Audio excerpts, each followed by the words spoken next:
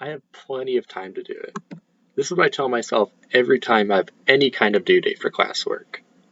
We all know it's not good to procrastinate, yet we as human beings, we do it still. And that is exactly what happened to me. Instead of getting ready for my big partner presentation for class, I completely blew it off.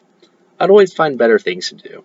Well, it was now the night before we had to present, and my partner called me.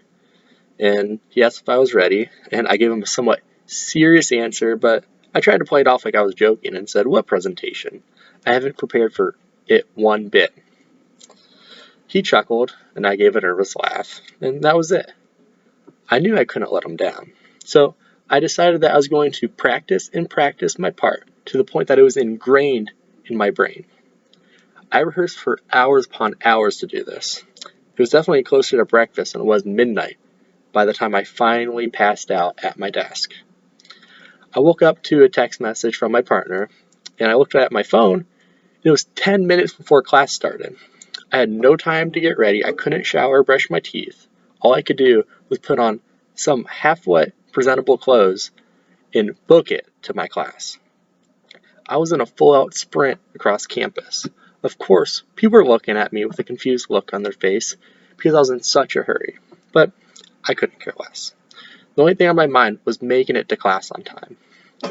I rushed into the room and dashed to my seat with not a second to spare. Everyone's eyes were looking at me when I sat down, but yet I still didn't really care because I made it to class on time. That's all that mattered.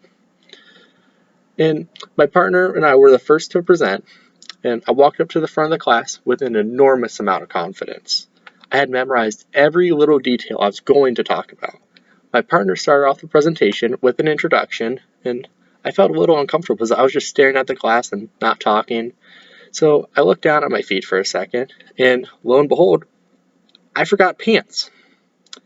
My face started to get red, and I started thinking about running out and just leaving. But something came across my mind. I knew I was going to blow this presentation out of the water. Still, I stood there as confident as ever, looking like a superhero in my tidy whities, and gave perhaps the greatest presentation the class has ever seen. So, the moral of the story is to not care what people think of you and to procrastinate.